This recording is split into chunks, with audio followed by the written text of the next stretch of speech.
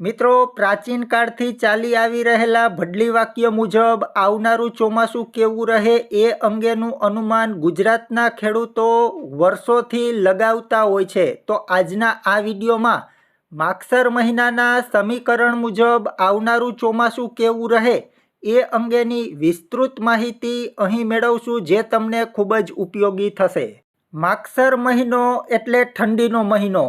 માગસર મહિનાના ભડલી વાક્યો મુજબ જો માગસર મહિનામાં ઠંડીનું સામ્રાજ્ય સારું એવું જમાવટ કરે તો આવનારું ચોમાસું ટનાટન સાબિત થાય, આ વાત લખી લેવી. આગળ વાત કરીએ તો માગસર મહિનાના ભડલી વાક્ય મુજબ માગસર વદ આઠમના દિવસે અથવા તો રાત્રે વાદળ અથવા તો વીજળી આકાશમાં દેખાય તો આખો શ્રાવણ મહિનો વરસાદથી ભરપૂર રહે.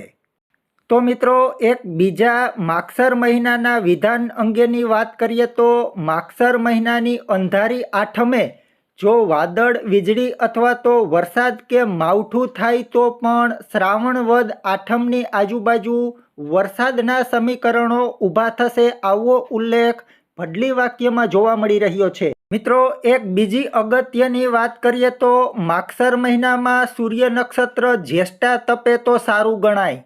આ ઉપરાંત મૂળ નક્ષત્ર તપે તો અતિ ઉત્તમ ગણાય. જો આ બંને નક્ષત્ર માગસર મહિનામાં થોડા અંશે તપે તો સારા વરસાદની સાથે ધાન્યના ઢગલા થાય, કેમ કે આવી વાત પણ ભડલી વાક્યમાં જોવા મળી રહી છે.